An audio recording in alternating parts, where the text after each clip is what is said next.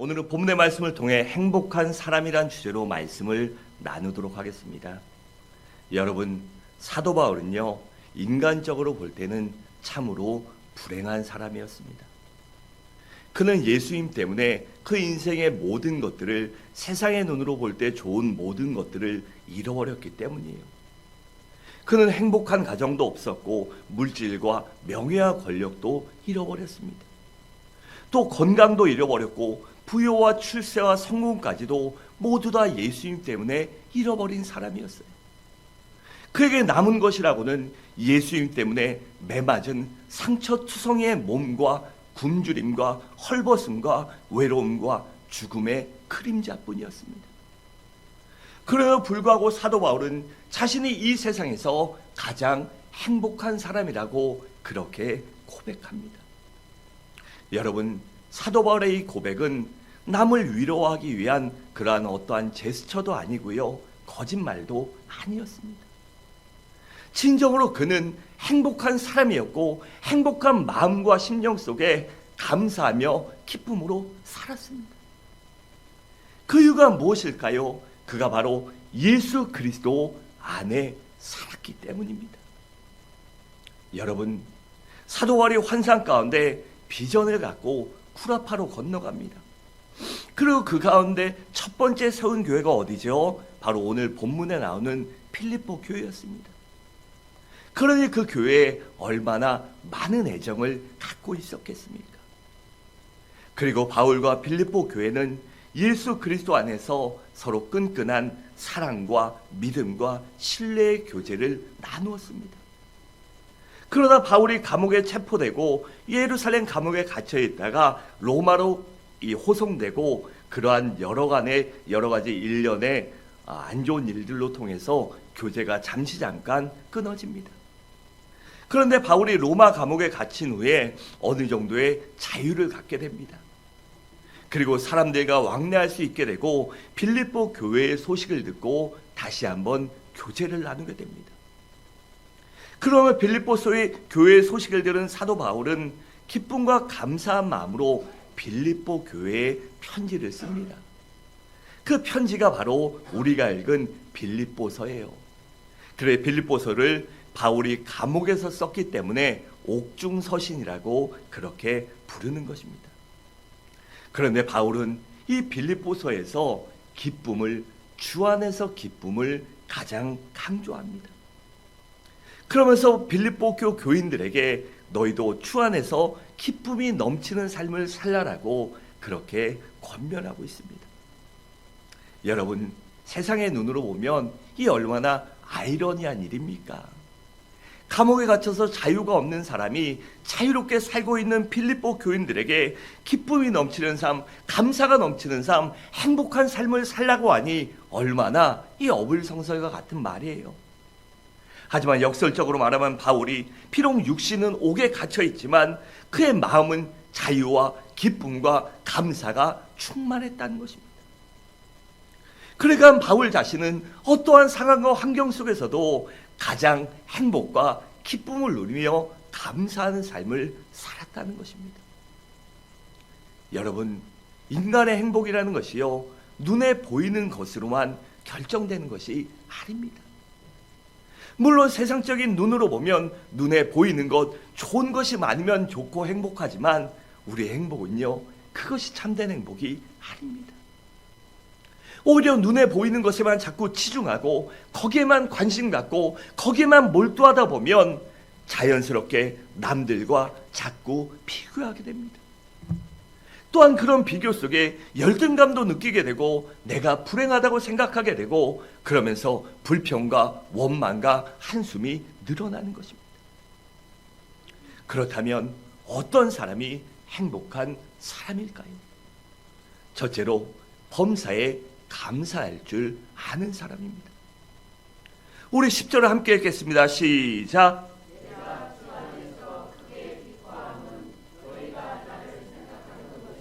이제 다시 싹이 나미니 너희가 또한 이르려 하여 생각은 하였으나 기회가 없었느니라. 아멘. 여러분, 사도 바울이요, 로마 감옥에 갇혀 있을 때 빌립보 교회의 담임 목회자였던 에바브로 목사님이 교인들의 보낸 성금을 갖고 바울에게 찾아옵니다. 그리고 에바브로 디도를 만난 사도 바울이요 너무나 기뻤고 감사했습니다. 그 이유는요, 빌립보 교인들이 성금을 보내준 것도 고마웠지만 그 성금 속에 담겨있는 바울을 향한 빌립보 교인들의 사랑과 신뢰와 또한 이 은혜에 감사하는 마음, 그 모든 그들의 마음 때문이었습니다. 그래서 바울은 기쁘고 감사했던 것입니다. 그리고 빌립보 교인들이 바울을 잊지 않고 있었던 그 사실 때문에 감사한 것입니다. 여러분, 사람은요 눈에서 멀어지면 마음도 멀어집니다. 몇 년 동안 바울과 교제 하나 없었는데도 바울을 잊지 않고 바울이 감옥에 갇혀서 힘들다는 소식을 듣고 그 교인들이 정성껏 성금을 모아 이 에바브로 목사님을 통해 보내주고 또한 그냥 보냈겠습니까? 편지도 쓰고요. 글을 쓸 수 있는 사람들 얼마나 많은 격려의 글과 편지와 기도를 했겠습니까? 그래서 바울이 감사했던 것입니다. 여러분, 빌립보 교회는요 바울이 심한 박해 가운데 세운 교회였고 온 정성을 다해 양육했습니다. 여러분, 첫사랑은요 첫정은 그렇게 좋기도 하고 아프기도 하고 힘들기도 하고요 여러 가지 이 복잡 미묘한 감정을 갖고 있어요. 이 바울과 빌립보 교회도요 바로 그런 첫사랑과 첫정이든 깊은 관계였으니 얼마나 바울도 그들을 끔찍하게 생각했고 빌립보 교인들도 바울을 얼마나 끔찍하게 사랑했겠습니까? 그러니 어찌 보면 빌립보 교회가 바울을 섬기는 것이요 당연한 일이었습니다. 그런데 바울은 저들의 성금과 마음과 기도와 눈물을 받고 너무나도 기뻐하고 감사했습니다. 그 이유는 바로 바울이 나는 평생 감사하며 살겠다, 하나님의 은혜를 생각하며 살겠다, 사람에게도 감사하고 하나님께서 감사하며 언제나 감사하며 기뻐하며 살겠다라는 인생관 때문이었습니다. 그렇기 때문에 사도 바울은 언제나 작은 것에도 감사할 수 있었던 것입니다. 여러분, 어떤 사람은요 똑같이 살아도 매사에 불평과 불만이 가득한 사람들이 있습니다. 또 어떤 사람들은요 매사에 모든 것을 당연하게 여깁니다. 반면에 어떤 사람들은 아주 작은 것에서 감사할 줄 알고요 눈물을 흘리는 사람들도 있습니다. 그렇다면 과연 이 셋 중 누가 과연 행복한 사람일까요? 여러분, 범사에 감사할 줄 아는 사람이 진정으로 행복한 사람입니다. 그런데 이걸 알면서도 왜 사람들이 감사하지 못할까요? 그것은 바로 욕심 때문입니다. 욕심이 우리에게서 감사를 빼앗고 인생을 망치게 만들기 때문입니다. 그래서 우리 주님께서는 누가복음 12장 15절에서 이렇게 말씀하십니다. 삼가 모든 탐심을 물리치라. 사람의 생명이 그 소유에 넉넉한 데 있지 아니하니라 라고 했습니다. 그럼 우리 모두 범사에 감사하며 자족하며 기뻐하며 하나님께 영광 돌리는 삶을 살아가시기 바랍니다. 그런 사람이 진정으로 행복한 사람이기 때문입니다. 둘째로, 범사에 자족할 줄 아는 사람이 바로 행복한 사람입니다. 우리 11절과 12절을 함께 읽겠습니다. 시작.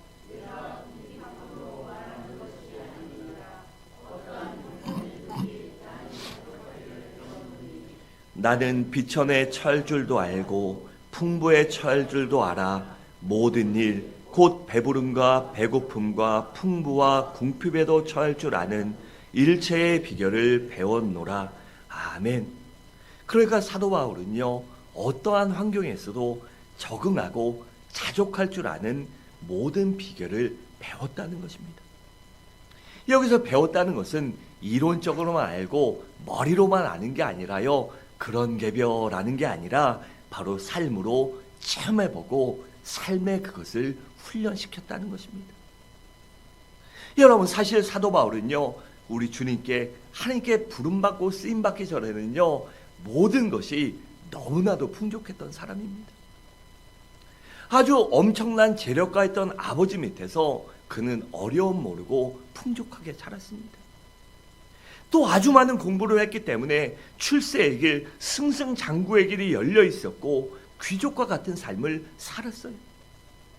하지만 그러다 다메섹 도상에서 우리 주님을 만나고 완전 정반대의 삶을 살게 됩니다. 풍부했던 그가 가난과 헐벗음과 배고픔 속에 매도 맞고요, 때로는 살해의 위협도 몇 번씩이나 당하게 됩니다. 그런데 바울은요, 그의 인생을 풍부하다고 해서 허랑방탕하거나 교만하거나 거두는 피우며 살지 않았어요. 또한 있다고 없는 사람들을 얕잡아오거나 무시하며 살지도 않았습니다. 또한 궁핍하다고 해서 낙심하거나 불평하지도 않았고 열등감을 갖고 살지도 않았습니다. 그는 있으면 있는 대로, 없으면 없는 대로 자족하며 살았습니다. 그러니 어찌 행복하지 않을 수 있겠습니까? 여러분, 그렇기 때문에 우리 모든 그리스도인들은요, 어떠한 환경 속에서도 자족할 줄 알아야 합니다. 그러면 얼마든지 더 행복한 인생을 살아갈 수 있기 때문입니다. 만약 하나님의 은혜로 하나님이 축복해 주셔서 부유하게 됐다면 교만하거나 게으르거나 낭비할 것이 아니라 하나님 앞에 더욱더 겸손하고 검소하게 살며 하나님을 섬기고 이웃을 섬기며 베풀며 살 줄 알아야 합니다.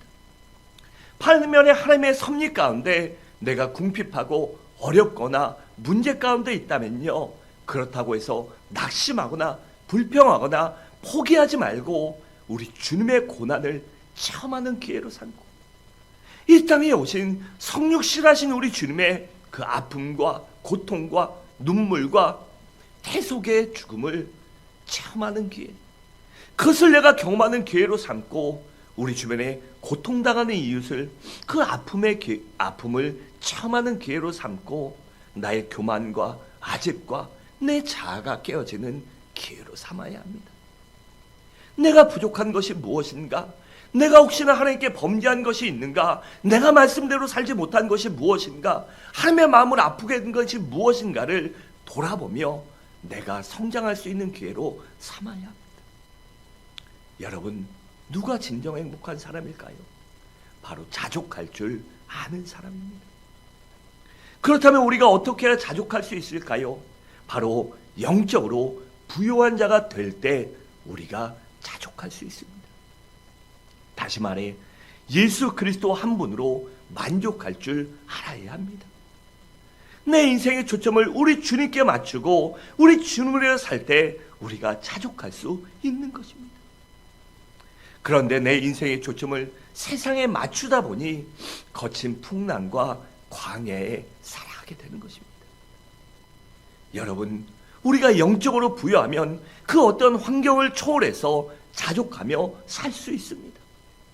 그래서 예수 그리스도께 초점을 맞추고 예수 그리스도와 연합하며 예수 그리스도를 위해 살고 죽기로 작정한 사람, 그런 사람이 바로 영적으로 부유한 사람이요 진정으로 행복한 사람입니다.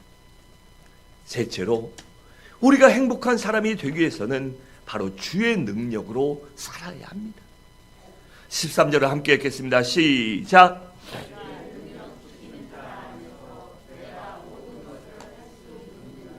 아멘. 그러니까 바울이 궁핍하거나 풍부한 가운데서 자족할 줄 알았던 것은 그가 잘나거나 똑똑하거나 능력이 많아서가 아니라 우리 주님께서 그런 능력과 은혜를 주셨기 때문이라는 것입니다. 여러분, 우리 그리스도인들은요, 내 힘으로 세상을 살려고 해서는 안 됩니다. 물론 내 노력과 열심이 필요하지만 그것만 갖고 살아서는 안 됩니다. 하나님의 은혜로 살아야 되며 내 안에 내주하시는 성령님의 도우심으로 살 줄 알아야 합니다. 왜냐하면 그렇지 않으면 지치고 쓰러지기 때문입니다. 주의 능력으로 살면 얼마든지 승리할 수 있습니다. 그래서 우리 주님께서 제자들에게 언제나 성령 충만을 받으라고 하셨고, 사도 바울도 성령 충만을 받으라고 그렇게 권면했던 것입니다. 여러분, 성령의 능력이 임하면 얼마든지 인생을 더 행복하게 살아갈 수 있습니다. 우리 성령 하나님은 살리는 영이시오, 행복과 기쁨을 주시는 분이요, 능력의 영이시기 때문입니다. 여러분, 우리에게 성령이 임하면 어떠한 상황이나 환경도 넉넉히 이겨낼 수 있습니다. 또한 성령의 능력이 임하면 어떠한 경우에라도 절대로 좌절하거나 낙담하거나 원망하거나 포기하지 않을 수 있습니다. 성령의 능력이 임하면 언제나 자신감을 갖고 장애물을, 문제의 산들을 뛰어넘을 수 있기 때문입니다. 그래서 성령의 능력이 임하면 언제나 인생을 긍정적으로 바라보고 긍정적으로 생각하며 긍정적으로 말하게 되어 있습니다. 왜냐하면 할 수 있다는 믿음이 있기 때문입니다. 여러분, 성령의 능력이 임하면 우리가 얼마든지 나의 이기심과 욕심을 극복하고 섬기며 베푸며 살 수도 있어요. 또한 성령의 능력이 임하면 어떠한 고난과 역경도 넉넉히 이겨낼 수 있습니다. 여러분, 사도 바울은요, 복음 때문에, 우리 주님 때문에, 그 사명 때문에 말할 수 없는 고난과 핍박을 당했지만 성령의 능력으로 그 고난들을 넉넉히 이겨냈습니다. 그리고 넉넉히 감사하며 언제나 기뻐하며 원망하고 불평하지 않고 포기하지 않고 끝까지 맡겨진 사명을 위해서 열심히 달려갈 수 있었던 것입니다. 그렇게 우리 모두 성령의 능력을, 성령 충만을 받으시기 바랍니다. 1934년과 1938년에 이 세계 마라톤 대회를 2번이나 우승한 이 글렌 커닝햄이라는 사람이 있었어요. 그런데 그는요, 12살 때 형님과 함께 이 가난한 집에 살다 보니까 부모님은 일하러 가고 너무나 추워서 난로에 불을 붙이려다가 난로에 뭐 넣어야 돼요? 등유나 석유 넣어야 됩니다. 휘발유 넣으면 큰일 납니다. 그런데 어린아이들이기 때문에 잘 몰라서 이 석유, 등유를 넣는다는 것이 그만 휘발유를 붓고 맙니다. 그럼 어떻게 됐을까요? 휘발유 넣자 뻥 하고 폭발해서 그걸 어떤 형이 그 자리에서 그만 죽고 맙니다. 그리고 이 글렌 커닝햄도 이 심한 화상과 여러 가지 부상을 입습니다. 그런데 그 친구가 그러면서 좌절과 인생을 포기하고 쓰러지고 울며 인생을 포기하고 살 때 믿음의 어머니였던, 믿음의 사람이었던 그의 어머니가 그를 주물러주고 그를 위해 기도하며 그를 어루만지며 이런 얘기를 합니다. 글렌아, 주님께서는 너를 사랑하시기 때문에 결코 너를 버리시도 포기하지도 않으실 거다. 내가 믿음으로 주님을 의지하고 주님께 나아가고 주님을 위하여 살겠다고 다짐하고 살아가다 보면 반드시 하나님께서 너를 일으켜 주실 것이고 너를 강건케 하시고 너가 뛸 수 있도록 도와주실 것이다. 내게 능력 주시는 자 안에서 내가 모든 것을 할 수 있다는 그 말씀을 기억하고 믿음으로 살자라고 끊임없이 권면합니다. 그러자 어느 순간 글렌의 마음도 변화됩니다. 그래, 할 수 있어. 기도해보자. 할 수 있어. 주님이 도와주실 거야. 그런 마음을 갖고 열심히 재활을 하고 하자 그가 걸을 수 있게 되고 뛸 수 있게 됩니다. 그리고 그런 은혜를 나타내기 위해서, 하나님을 나타내기 위해서 내가 마라토너가 돼서 내가 단거리는 못하지만 열심히 끈기를 갖고 하는 이 마라토너가 돼서 하나님을 나타내자. 그 마음을 갖고 뛰었더니 그가 세계 마라톤 대회를 2번이나 석권한 것입니다. 그리고 많은 사람들이 그에게 묻자 내게 능력 주시는 자 안에서 내가 모든 것을 할 수 있다라는 그 말씀을 믿고 내가 살았더니 하나님이 나를 도와주셨습니다. 성령님이 내게 역사하셨습니다 라고 고백했다고 합니다. 우리 모두 이러한 믿음으로 살아가시기 바랍니다. 성령을 의지하며 나를 바라보고 계신 아버지 하나님, 나를 위해 중보하고 계시는 예수 그리스도를 바라보며 믿음으로 살아갈 때 바로 하나님이 내가 자족할 수 있을 만한 환경도 능력도 지혜도 사람도 물질도 붙여주실 것입니다. 마지막으로 나누며 베풀며 사는 사람이 진정으로 행복한 사람입니다. 여러분, 우리 그리스도인들은요, 무엇보다도 복음을 베풀고 나눌 줄 알아야 합니다. 14절은 이렇게 말씀합니다. 너희가 내 괴로움에 함께 참여했으니 잘하였도다 라고 합니다. 여기서 말하는 괴로움이란 사도 바울이 복음을 증거하게 당한 여러 가지 고난과 어려움을 말합니다. 그러니까 빌립보 교회 성도들은 바울과 함께 고난당하며 복음을 증거했다는 것입니다. 여러분, 이 세상에 가장 소중한 것이 무엇입니까? 그것은 아마 생명일 것입니다. 그렇기 때문에 한 생명이 태어나면 얼마나 기뻐합니까? 또 주변에서도 얼마나 축하해 줍니까? 그런데 육신의 생명은요, 언제나 끝이 있습니다. 그리고 육신의 생명의 탄생보다 더 기쁘고 즐거운 것이 바로 영적인 탄생입니다. 그런데 영혼은 절대로 그냥 태어나지 않아요. 누군가 핍박을 각오하고 복음의 씨앗을 뿌릴 때 한 영혼이 태어나는 것입니다.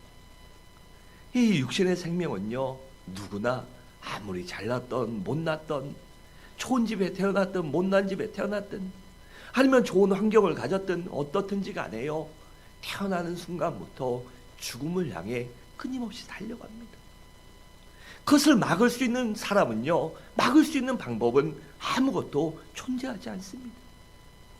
하지만 영혼은 태어나면 영생을 향해 달려갑니다. 하나님의 나라를 달려가고 아픔도 눈물도 고통도 곡함도 없는 그 영원한 하늘나라를 향해 아버지 품을 향해 달려가니 그보다 더 귀한 것이 어디 있겠습니까? 여러분, 그렇기 때문에요, 누가 행복한 사람일까요? 바로 먼저는 복음을 증거한 사람이 행복한 사람입니다. 왜냐하면 그것은요, 바로 한 생명을, 한 영혼을 살리기 때문입니다. 여러분, 우리가 베풀고 나눠야 할 최고의 선물은 바로 복음입니다. 그래서 복음을 가르쳐 굿뉴스라고 그렇게 부르는 것이에요.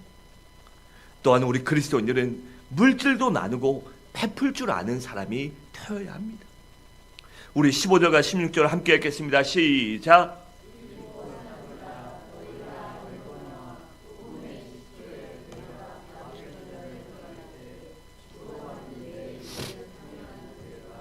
너희 외에 아무도 없었느니라.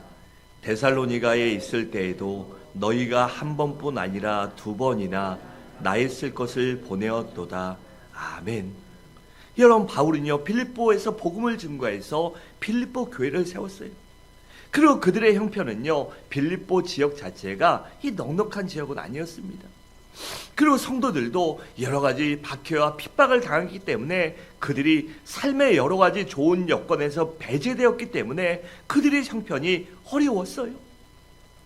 그리고 예수 믿는다는 이유 때문에 가족과 사회에서요, 조금 심하게 말하면 매장당할 정도의 지경까지 이르렀습니다.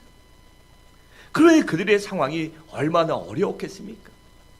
하지만 그럼에도 불구하고 바울을 통해 복음을 듣고 구원받은 것이, 하나님의 자녀가 된 것이 너무나 기쁘고 감사해서 최선을 다해 바울을 섬기고 복음을 섬기고 교회를 섬기고 이 또한 선교를 위해 헌신했던 것입니다. 심지어 바울이 데살로니가에 가서 복음을 증거할 때도 그곳까지 두 번이나 이 선교원금을 보냈습니다. 그 물질 자체도 귀하지만 더 중요한 것은 그 물질 속에 담겨있는 그들의 마음과 사랑과 정신이었습니다. 바울을 향한 사랑과 복음에 대한 열정이 담긴 그 마음에 바울이 감동했던 것입니다. 그래서 힘을 내서 더욱더 열심히 복음을 증거했던 것입니다. 그뿐만이 아닙니다. 빌립보 교인들은 예루살렘 교회가 기근 때문에 고통당하는 소식을 듣고 그들도 기근과 어려움 속에 있었지만 최선을 다해 구제원금을 보내 예루살렘 교회에 보냈습니다. 이처럼 하나님을 위해 물질을 사용하는 것이야말로 이 세상에서 가장 가치 있는 일이요 가장 가치 있는 투자입니다. 17절은 이렇게 말합니다. 내가 선물을 구함이 아니요 오직 너희에게 유익하도록 풍성한 열매를 구함이라 라고 했습니다. 그러가 이 말을 조금 풀어서 얘기하면요, 하나님의 물질을 사용한 빌립보 교인들에게 바로 하나님께서 풍성한 열매를 맺게 해주신다는 것입니다. 또한 하늘나라에 갔을 때 풍성한 상급도 받지만 이 땅에서도 하나님의 은혜와 능력을 경험하게 된다는 것입니다. 더 나아가 우리가 하나님의 나라와 교회와 복음과 주의 종을 위해 주의를 위해 열심히 물질을 사용하면 하나님께서 그것을 기쁨으로 받으시고 향기로운 제물로 여기신다는 것이에요. 그 18절은 이렇게 말씀합니다.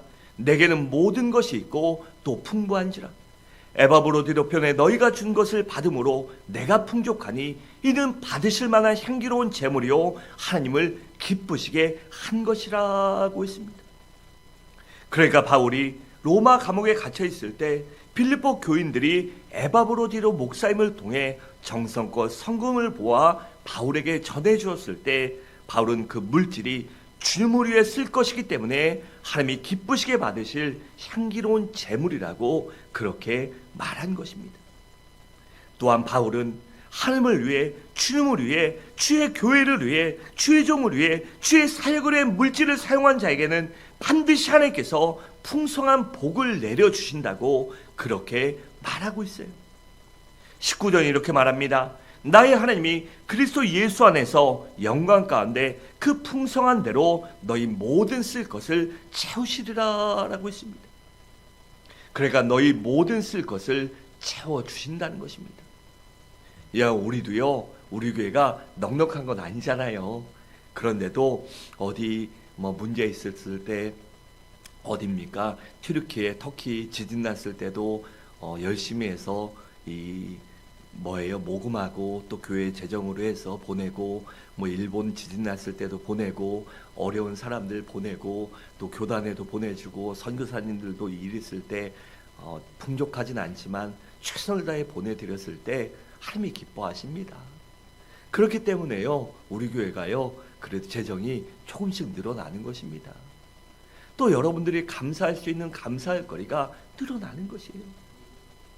여러분, 그렇기 때문에요, 물질을 갖고 나만 하는 사람이 행복한 사람이 아니라 물질을 가지고 하나님이 주신 것을 가지고 나누고 베풀고 섬길 줄 아는 사람이 진정으로 행복한 사람입니다.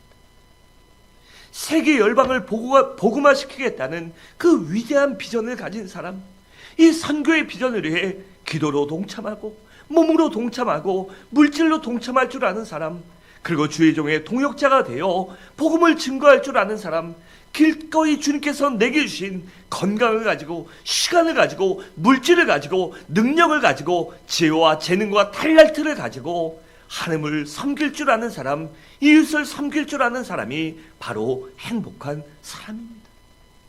왜냐하면 하나님은 그런 믿음의 사람을 축복의 주인공으로, 하나님의 사역의 주인공으로 쓰시기 때문입니다.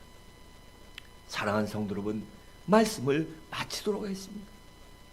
우리 모두 범사에 감사하며 자족하며 사는 사람이 되시기 바랍니다. 또한 주의 능력을 힘입어 살아가며 복음을 위해 나의 몸과 물질과 시간과 정성과 내게 주신 모든 것을 사용할 줄 아는 사람이 되시기 바랍니다. 그래야 주 안에서 진정 행복한 사람, 점점 더 행복한 삶을 살아가는 우리 모든 성도님들 되시기를 주님의 이름으로 간절히 축원합니다.